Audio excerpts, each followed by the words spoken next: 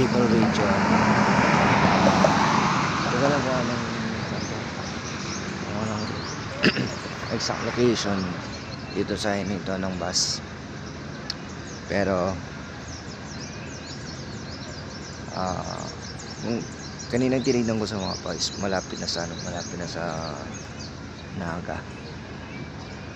So siguro mga ano na lang, isang hindi ko lang, tumitig ko lang is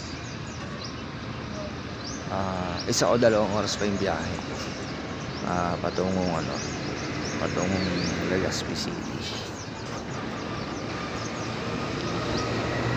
Kaya naman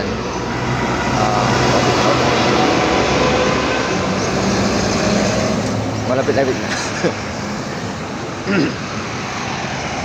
So yun, pagkadating ko dun, tatawagan ko lang si Sir Ninong para sunod niya ako dun sa terminal. So yun ang muna update for the day. So tagal-tagal na rin na magmula ng wala pandemic talaga. Wala na, parang ito din yung mga travel. So ngayon lang ulit na kapalik sa pag-travel.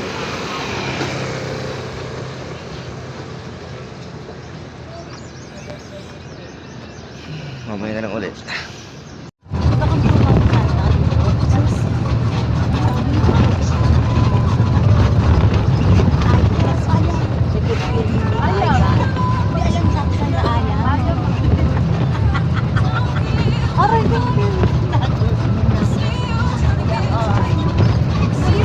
So ayan, di bale kakababa ko lang dito sa Legazpi City, Albay.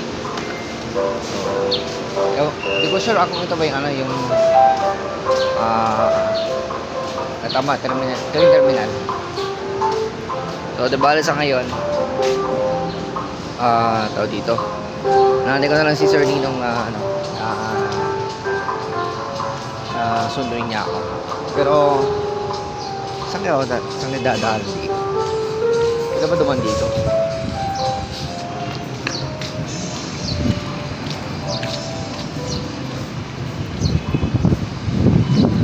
Pero saan ko dadaan dito?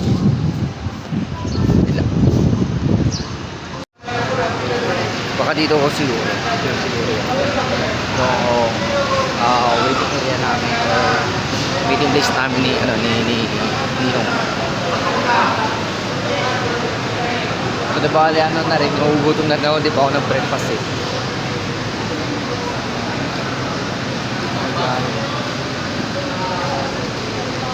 Terminal nila. So ito yung hindi ka nakikita sa camera.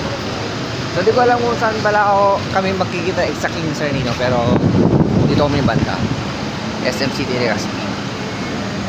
Di ko tuloy alam kung saan yung meeting place namin ni Sir Nino. Siguro baka mamaya mag-chat na lang din siya or kasi sabi naman sa akin kanina na on the way na daw siya dito. Kaya tingin lang muna ako ng pwede kong mapag-iian or kung ano. Kanina ako nag-jingle. Sorry for the video. Wait lang. So kamay na lang ulit. Sir Ninong. Ayun no. Siya. No sir. Nice. Ayos, good luck. Tara. Ano sir? Kuan? Punta muna tayo sa bahay. Tapos, motor kasi yung dala ko. Picture muna tayo dito.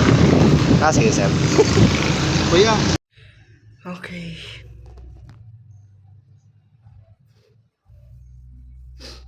Ayan. So, sa ngayon, nandito na po ako sa may di ko alam kung boarding house to or kung ano. Well, anyway, at least nandito na ako. So sana salamat po kay Sir Ninong sa pagsunod niya. Although hindi ko na na-document kanina yung pagsunod niya sa akin. Ay hindi, tama na, nabidyoan ko rin yun, pero yung basta nabidyoan ko din yun. Then dahil dito nung andun na ako sa SM, yun, sumakay namin ng tricycle, tricycle ng ng motorcycle na single papunta dito. So malapit lang naman sa kanila, less than 1 kilometer ata kung doon ako nagkakamali. So right after ng biyahe ko na pagkahaba-haba, grabe, umabot pa ako kung di ako nagkakamali, ilang oras natin biyahe ko, from 6 to 10, 6 to 6 is 12, 13, 14 to 15 hours. So haba ng biyahe from Manila to Bicol. So yun,